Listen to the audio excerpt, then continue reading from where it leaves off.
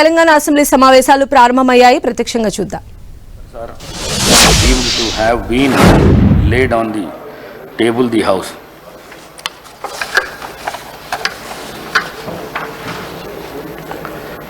I am to announce the house that the following bills will be taken up for consideration and passing by the assembly today, the 19th December 2024, and the amendments to the bills will be received up to 11 a.m. today. The Telangana Municipalities Amendment Bill 2024, the Greater Hyderabad Municipal Corporation Amendment Bill 2024, the Telangana Panchayat Raj Amendment Bill 2024.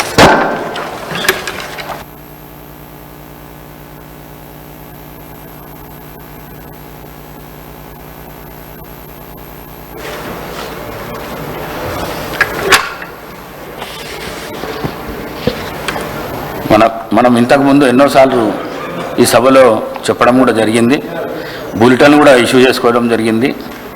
మనం చేసుకున్న rules మనమే violate చేసుకునే పద్ధతిలో ఇవాళ hall లోపల, assembly hall లోపల విపక్షాలు చేస్తున్నందుకు వారికి మరొకసారి నేను వన్ మినిట్ ప్లే కార్డ్స్ కానీ స్లోగన్స్ కానీ వెళ్ళకొచ్చుడు కానీ ఇది మంచి ప్రాక్టీస్ కాదు. మనం తయారు చేసుకున్న రూళ్ళు మనమే వయలేట్ చేసుకున్నట్లయితుంది. దయచేసి ఎవరైనా ప్లే కార్డ్స్ గిట్ట తీసుకొని వస్తే బయటికి పంపించండి అని చెప్పి తెలియజేసుకుంటూ ప్రశ్నోత్తరాల సమయం. క్వశ్చన్ నంబర్ 620, నకరేకల్ నియోజకవర్గంలో పిల్లాయిపల్లి ధర్మారెడ్డి కాలువ పనులు. గౌరవనీయులు నీటిపారుదల శాఖ మంత్రి గారు.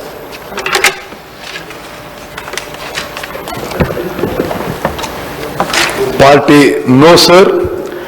Part B, the government have accorded administrative approval for an amount of rupees 123.98 crores to the balance work estimate of restoration of Dharmareddipalli Canal in Yadadri-Bongir district and Nalgonda district.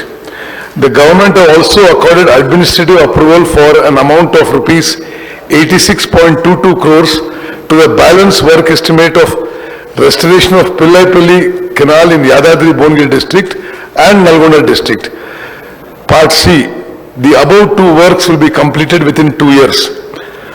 Total ayakat proposed to be irrigated under Dharmareddipalli Canal is 17,787 acres, out of which 3,788 acres in Bongir constituency and 13,999 acres in Nakrekal constituency.